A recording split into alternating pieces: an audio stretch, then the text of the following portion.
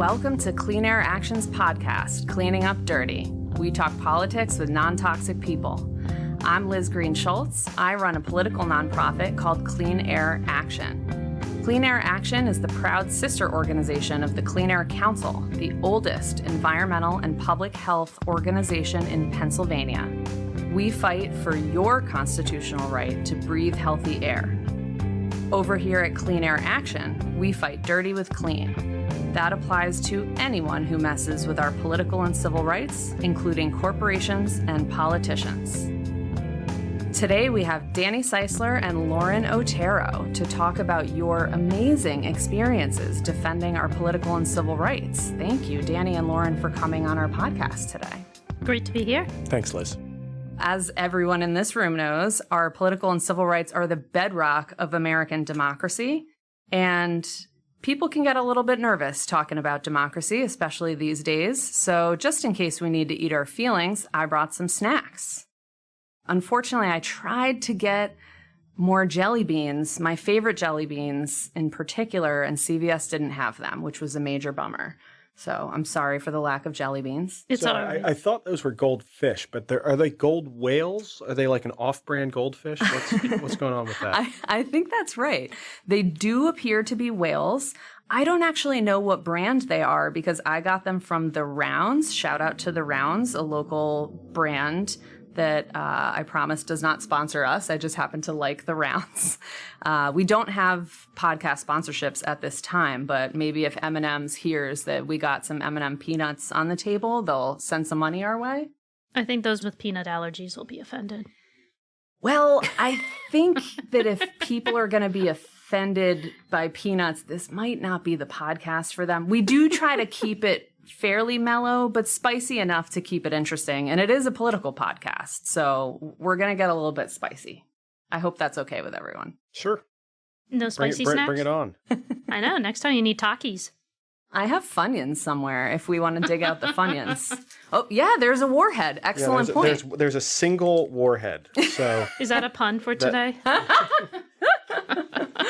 Yes, spoiler alert, you two are going to have to fight it out for the warhead. So please commence. I think I got it. I got it already. So I haven't had one of these for like 20 years. So I'm very excited. Do you want to try it right now on the podcast for the first time, or maybe save it for later? Well, and this is extreme sour. So not just sour. I don't know if they've upped their game in the last 20 years. And there's a warning on here that eating multiple pieces within a short time may cause irritation to sensitive tongues. So hopefully I don't have a sensitive tongue. And Lauren, I'm sorry I stole it. So I'm excited for that. I can't wait to hear. I hope maybe we get this on the podcast later. But if not, then we'll have to get an update on the back end. I think we can work it in. I think we Okay. can work it in. Amazing. Lauren, if you're jealous of the one warhead, I might be able to dig some more out of my bag. So just let me know. I prefer to fight to the death over it. You know, this is extra apt because, so Lauren and Danny, do you two know each other before today? Just met. No? There's a fun bit of context in the room that you may not be aware of, which is Lauren was a public defender and Danny has a bit of a prosecutorial bend, so it might be a death match indeed. Look, I have all the respect in the world for the PD, so I think there might be a death match over the candy, but not over Lauren's professional background. That's a good answer. This could be a good moment to mention that Danny and I do know each other before today. In fact, we went to law school together. And Danny, is it fair to say you were president of my fan club in law school? I would want to say I tolerated you during law school, but I think even that's a stretch. You're such a nice person. You continue to be such a nice and wonderful person. Everything comes from a good place, but I didn't love the everything, and everything was a lot. I don't think you would be the only one from Temple Law to say that. I can say with certainty I would not be the only one from Section 1. Yeah, we were in the same Section 1L, and we're still friends with a lot of the same people, interestingly. I'm sure they would only have positive things to say about me. Look, you were always a wonderful, wonderful, very well-meaning person, and everybody saw that. It was just, it was a lot. It was a lot. Liz believed in what she believed in, and believed very strongly, and felt that everybody should feel the same way. And all of that has changed, right? I'm a completely different person now. You're still a believer, but the metamorphosis I've seen in LGS has been remarkable. So I'm really excited about this new pragmatic, get stuff done, Liz Green Schultz. I love that. I'm really touched by the word metamorphosis. Like, we can just end taping now. Let's call this done. That's a wrap right there. Thanks for tuning in to Cleaning Up Dirty. I don't think it's going to get better than Danny saying I've undergone a metamorphosis. Yeah, when we ran into each other a few months ago, I guess, and you pull me aside, like you do it just like, guess what? I've changed. And I texted, we had a group text of my friends from my friends from Section 1. I was like, you guys wouldn't believe it. Oh my God. And I loved it. So yeah, you were LGS SJW, Liz Green Schultz, social justice warrior, and now you can be LGS GSD, Liz Green Schultz, get shit done. Oh, I love that. That's the new LGS. Oh my goodness, I'm gonna write this down. LGS GSD. GSD. Yes, I love this. I promise I didn't pay Danny to say all of this. This is so wonderful. I did learn about LGS SJW as a nickname. I think it was last year. So last year, it went over your head for 3 years of law Nobody school? ever told me. Yeah, it was. I did learn a few things throughout law school that we don't need to name on the podcast. Yeah, for the lawyers who are listening, they'll be able to relate. But every law school class, you have like the 1 or 2 or 3 people in every section who are that person. And they have their opinions on everything, and they're raising their hand all the time, they're talking all the time, and that was most certainly Liz in law school. Yeah, I can't really deny that. That is a true statement, for sure. And go figure, now she runs a political nonprofit. But the funny thing is, I spent years in the courtroom, including with some folks who were in our same section, 1L year, and people commented to me within months, if not weeks, in the courtroom that they were shocked by how much more mellow I was once we graduated. And I said, well, yeah, now I have clients. So it's cute when I wanted to storm around and shake my fist with some of my partners in crime in law school. But now that I have a client whose rights are on the line and whose life is on the line, it's not cute for me to center myself in that. So I guess maybe that's some of the mellowing that you've seen. To quote Theodore Roosevelt, or to paraphrase him, you've stepped into the arena. It's one thing to be on the outside, throwing bombs and saying whatever you want to say and pissing people off. But when you step into the arena and you actually need to get stuff done, whether you're in the courtroom representing people, whether you're for a political action committee trying to get people elected and make policy changes, you have to be a bit more pragmatic. You have to work with people. And that's I think the development I've seen in you, just the recognition of having to work with people to get things done. Well, thanks, Danny. That's actually very sweet. I appreciate that. I can be sweet from time to time, unlike my warhead, which I'm stockpiling.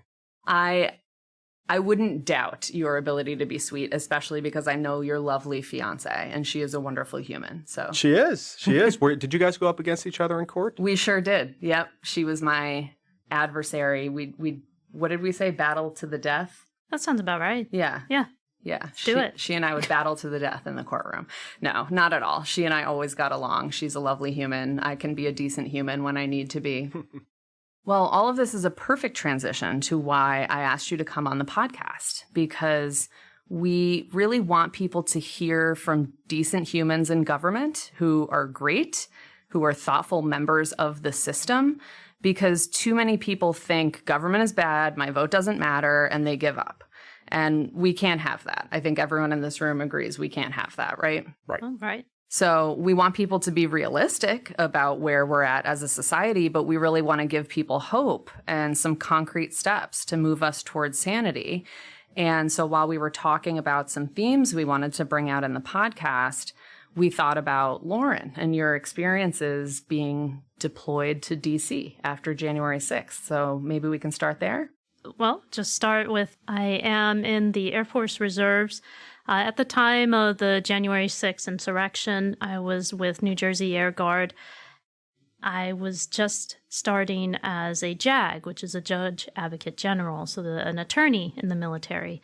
So on that deployment, it was very interesting just a few days after January 6th, since Jersey is so close to Washington, D.C., we were on a bus, short notice, just right there in the thick of things, as everything was being built up to secure the Capitol. That's pretty extraordinary. You're an environmental lawyer now, is that right? Correct. And when I first learned this about you, I was completely blown away. I had known you for quite some time before learning that. And I probably asked you about it a few too many times because you're the first person I ever knew to have an experience like that. So the title that we're going with for this podcast is The Real Defenders of Democracy. And that was inspired by your experiences with that. So not to hype you up too much, but you're a real defender of democracy. It's kind of a big deal. I'm sure by just looking at me, 5'2" and petite, a lot of people are surprised to hear I am in the military. I'm sure I will get flack from Army over there that, she's just Air Force. Yeah, Air Force JAG, military. I'm kidding. I was going to rag on you, Army, stealing my warhead. Let's talk about procurement, which is a lesson I learned while down there. The Army was very good to teach me such ways. How so? Well, a lot of what we do in the military today, and let's just say like post-Reagan, we do as joint operations. And that means that all the branches, they work together in the areas where they specialize. So it's not just each branch doing their own thing. We have this deployment down to D.C. where it's Army National Guard and the Air Force. And being Army is so much bigger than the Air Force. They usually are the ones running the show, but Air Force is there providing their expertise. When I was deployed down there, everybody was put on patrol. That was their assignment. But then they found out I was JAG. And the commander for help me out here. Danny, I always get brigade and battalion mixed up. 8,000, so it'd be a brigade. Brigade, okay. This is knowledge I don't have and didn't know existed in the world until this moment. It's different terminology with the Air Force, but I always mix those two up. In one of my circles, we call this a DKDK. Something you didn't know, and you didn't know that you didn't know it until that moment. So Liz is DKDK. Hopefully the audience can also learn along with me. Which did we say it was, a brigade or a battalion? Brigade. Okay. Yes, the fancier sounding term. So they immediately pulled me to be the legal advisor for the commander of a brigade. So we're saying about 8,000 troops. With the total troops there, I hear everything from like 24,000 to 27,000 troops down there. Wow. So a big chunk of them. And 24,000 to 27,000 troops. At its height. Deployed to D.C. after January 6th. Since we were one of the first states to arrive, New Jersey, from that point, every state started sending their own troops. And that includes Guam, Puerto Rico, and the Virgin Islands. Guam, Puerto Rico, and the Virgin Islands sent troops to D.C.? Yes. After January 6th? Yes. Everybody was in. No idea. Yes. And keep in mind, in the back of your mind as well, this is also the height of COVID. Yeah. So this is before the vaccines really became available to everyday people. So that became a concern after January 20th. That's kind of the part 2 of the deployment. So we have, I think fair to say, pre-January 20th, the inauguration, and then what happened afterwards. This is absolutely mind-blowing. I knew from our talks before the podcast that this was all so much bigger than I realized. I kind of hid from the news after that point. It was a little scary. It was very controversial on the internet in those days. Still kind of is, although I think folks have gotten a little tired of it and backed off a little bit. But this is a massive, massive response. So, safe to assume it cost quite a bit of money? Certainly. I don't know the bottom line, but the concept is the National Guard is there actually for state emergencies. So each state's governor is like your commander-in-chief.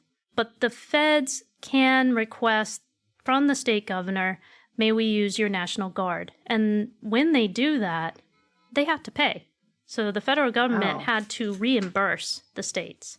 I didn't realize that. Is this a snack moment? Are we ready to eat our feelings a little bit? Well, no, I was just realizing I probably shouldn't eat this because I have an exciting dinner tonight that I'm very excited about, and the warning on the back of it threw me. So the empty calories won't spoil your dinner. No, it's not the calories. It's the warhead, and if it messes with your taste buds or anything like that, like the warning suggests that it might. So you can toss it to Air Force. We handle the nuclear program here. Hold on. Are you? Hit the microphone. So, Danny, are we making you a little nervous? You're getting a little nervous about eating the warhead? I was a little nervous about eating the warhead and messing up my taste buds I could sense for it. my dinner. Was it because we were talking about the immense burden on the taxpayers of the January 6th response? Because that's what was going through my head at the moment, and why I'm going to go ahead and grab a Ritz cracker. Because just as a taxpayer, I have concerns. Yeah, and it wasn't just DC at the time too. There were National Guard call-ups. There were threats against, I think, in all 50 states. So it was a pretty significant mobilization of National Guardsmen, and that was right after COVID, when National Guard and Reserve troops had been called up all over the country. So a lot of money was spent. There was also everything with George Floyd. I mean, we were exhausted for that 2-year period from like 2020 to 2022. And we'll get into in a little bit, Danny, you had some role in George Floyd response, didn't you? Am I remembering this correctly? Yeah. So I was called up from the Army Reserve to serve on a newly formed COVID crisis management team at the Pentagon. So we were a team that was a 24-hour operation that was really monitoring where the civilian infrastructure was with COVID response and how the military could support it. So the military, for example, if we were tracking a hospital in Dallas that was having a lot of attrition among nurses, we could mobilize Army nurses from Fort Sam Houston and send them over there. We had a strategic ventilator supply we could send around, and we had the hospital ships we would send, and we had doctors. We were just kind of tracking what was going on the ground, and then applying military resources where need be. So I got there. And can I just be specific? You're saying we, like the royal we, which is very humble of you. But no, and not I. I mean, but you played a pretty significant role in all of it, didn't you? Didn't you have a leadership role at the Pentagon during this time? Am I remembering correctly? No, captain is having a leadership, or at the time, lieutenant is having too significant a leadership role at the Pentagon. I mean, these were 4-star generals and the president making some of the larger decisions. I thought it was the 4-star generals, the president, and Danny Ceisler.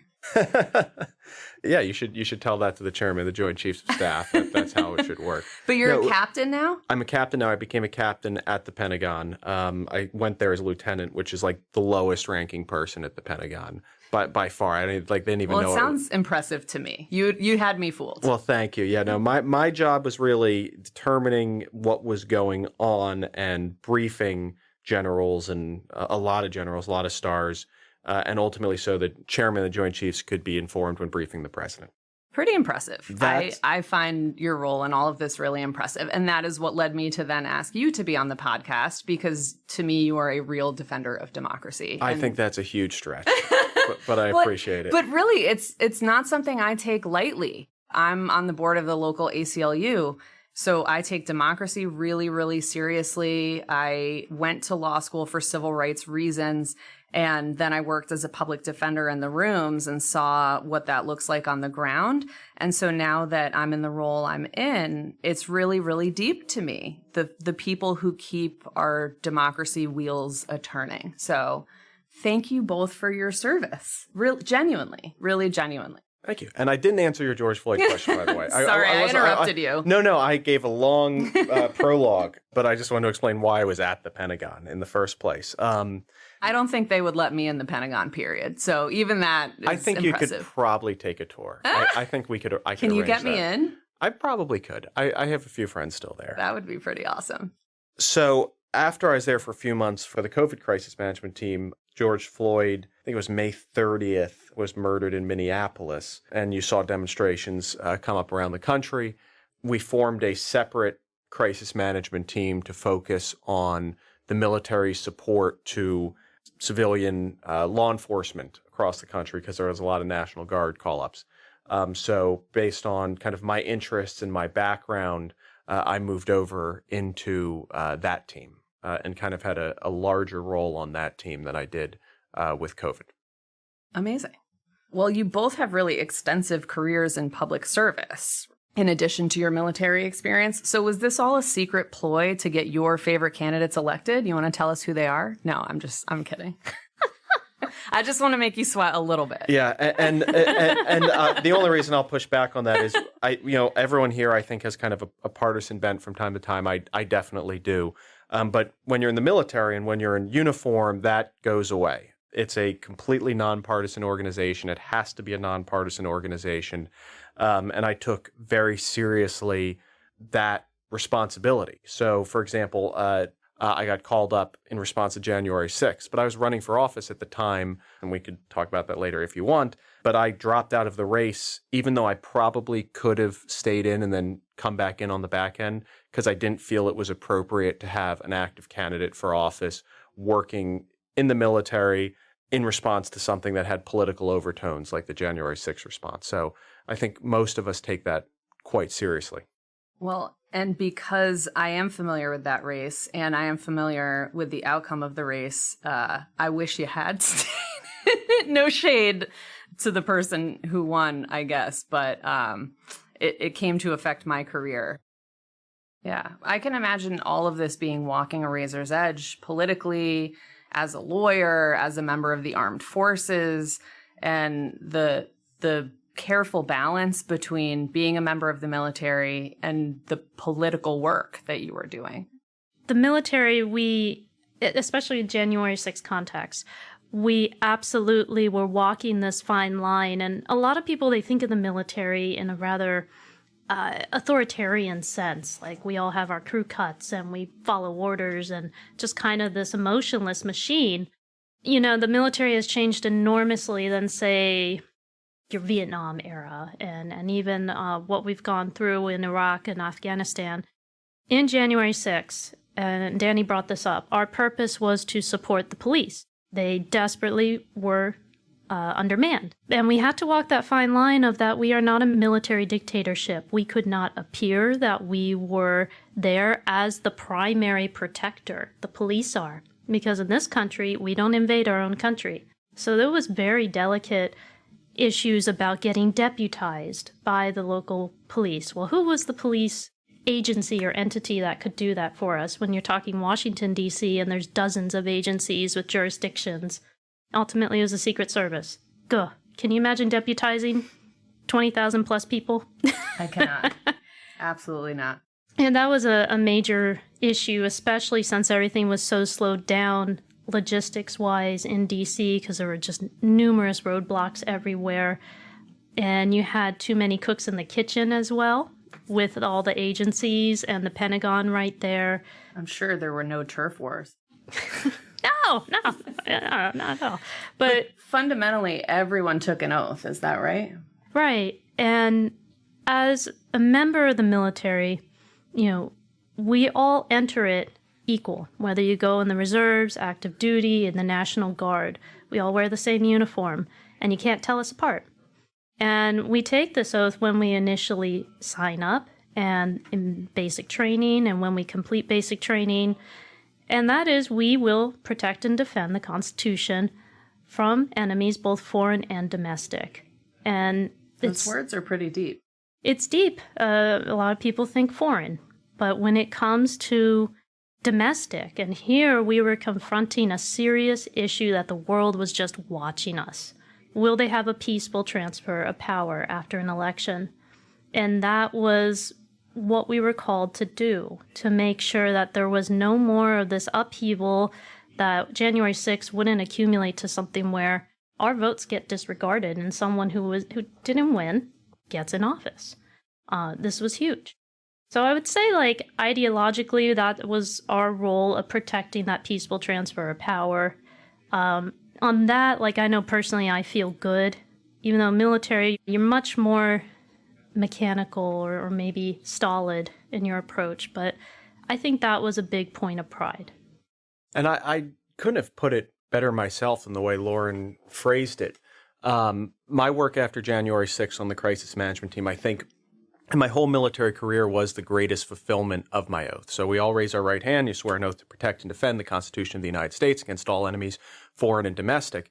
And I used to be, in a different life, was an intelligence officer, was a targeting officer. I served with special operations in Afghanistan, targeting groups like Al-Qaeda and ISIS and the Haqqani network. And I thought, that was protecting and defending the Constitution. You really focus on that foreign enemies part. And then you come to learn that the real threat, the existential threat to our Constitution was domestic, was the second part of the oath. And that the war... Or both, incidentally. Yeah. And you even took a break from law school to go do that, right? You were called up? To do the Afghanistan deployment, yeah. I remember that. My semester abroad. But the fight, I thought it was over there. I thought it was in Afghanistan. I thought, it was foreign terrorist enemies. But the real threat was here, and the battle wasn't 8,000 miles away. It was in the ballot box. And the fight to protect and preserve our democracy ultimately did have a military component, which I wish it didn't have to. As Lauren put it, that's not the Army's job. The military's job is really not to go into American cities and ensure that democratic processes can occur. We keep the country safe so everybody can do what they need to do here. But it was just a terrible example of kind of the military acting as a last resort, and Laura and I were both part of that. I'm not sure we could get a better moment to end on, and I would love to move into part 2 with both of you at some point very soon. So thank you both for coming in today, and we'll bring you back for part 2 shortly. And to our listeners, thanks for tuning in to Cleaning Up Dirty. If you can't get enough of Clean Air Action, check out our website at cleanairactionfund.org and our socials at Clean Air Action.